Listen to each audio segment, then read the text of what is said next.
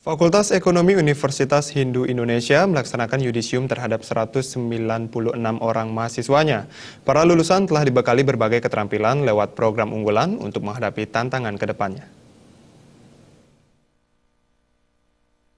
Indonesia meyudisium 196 mahasiswa yang terdiri dari 2 jurusan, di antaranya program Sarjana Manajemen dan program Sarjana Akuntansi. Pada kesempatan ini juga diberikan penghargaan kepada lulusan terbaik yakni Niketut Darmiati dengan IPK 3,70 dan Sri Lintang Larasakti dengan IPK 3,82. Dekan Fakultas Ekonomi Universitas Hindu Indonesia IGD Putu Kawiana menyatakan para lulusan diharapkan dapat segera memanfaatkan dan menciptakan kesempatan kerja serta mampu bersaing secara kompeten.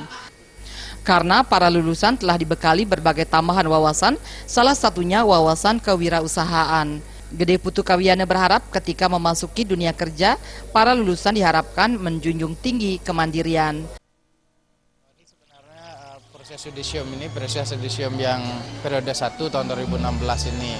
Nah, angkatan yang kita yudisium ini sebenarnya kita berikan tambahan wawasan sebenarnya kewirausahaan dan lain penelitian kan, sehingga mereka bisa nanti lebih mandiri saat mereka telah tamat itu yang kita lakukan sebenarnya.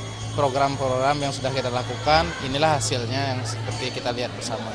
Karena seperti kita ketahui bersama dari segi akademik, dan kita telah menempa mereka untuk membekali mereka berbagai kecerdasan kita berikan selama 4 tahun ini minimal, baik secara spiritual, kecerdasan emosinya juga kita berikan kelebihan, artinya mudah-mudahan mereka bisa bekerja atau bisa minimal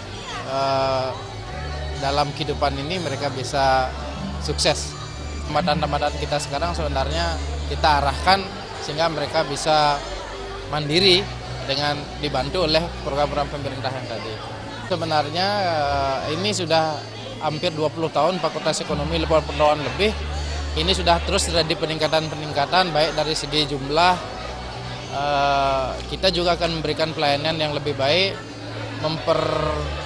mempertinggi nilai akreditasi sehingga Fakultas Ekonomi ini bisa bersaing dibandingkan dengan fakultas ekonomi universitas yang lainnya.